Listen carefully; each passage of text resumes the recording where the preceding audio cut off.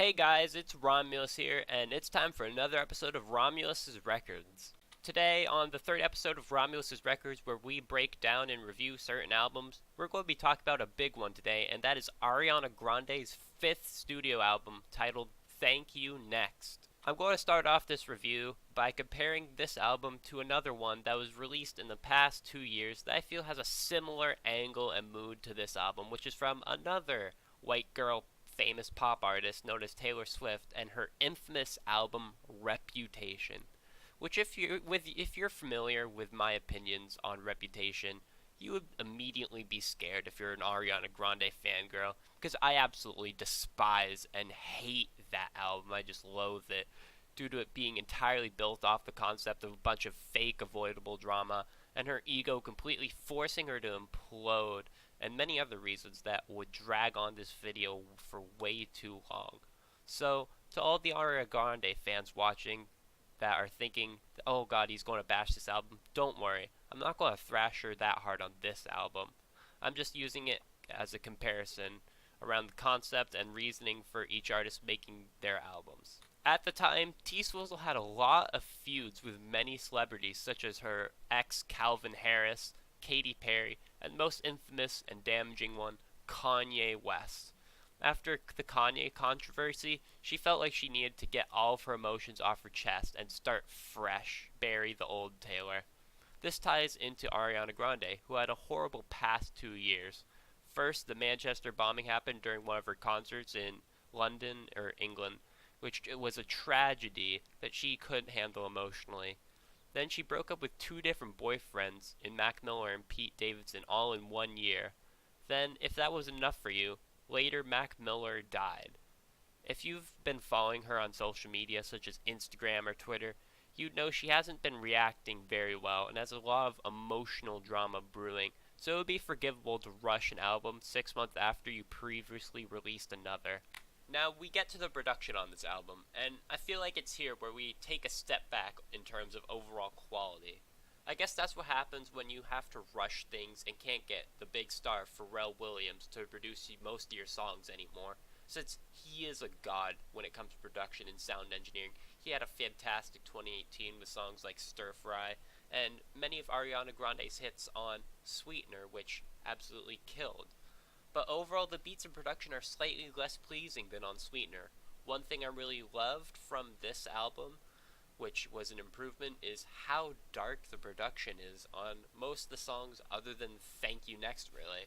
And how it does play into the darker sentiments of her lyrics and her being more open and personal and trying to show that she is a human and has flaws and emotions. But there are some moments where it really is overkill and they're trying to overcompensate, coming from the drum box or the overuse of bass, which in songs like In My Head could have been lowered just a tad and wouldn't have overwhelmed the song by cluttering it with that, the trap percussion, the sample, and of course Ariana's singing. Next, we get to the big part of the album, the lyrics. I can tell that Ariana had more control and songwriting on this project because these lyrics are very personal and resonate very well into her emotional struggles she's been having. Of course, she still has her team of over 12 additional songwriters to help her, but that's okay because she's never been the sort of self-made songwriter that other pop artists such as Lorde on her original album were known for. Just ignore whatever she says on Seven Rings where she says, I'll write my checks like I write when I sing. Yeah, we know that's not true. But her dipping her toes into expressing her emotions with a pen and paper are obviously going to need more help, and having a team that large may be questionable, but the concept of having a lot of skilled songwriters to help her, I get it. Finally, we come to Ariana Grande herself, and there isn't much to say other than that she sounds as good as ever on her vocal delivery and really killing it, which is actually a lot less common on this album compared to others because of the aforementioned use of hip-hop and abuse of hip-hop. So, on some songs, she actually sounds very, very killer. Like on Ghosting, that may be one of her best vocal deliveries I've ever heard, and it really is genuinely amazing. So when it comes down to it, this is probably Ariana Grande's worst album to date.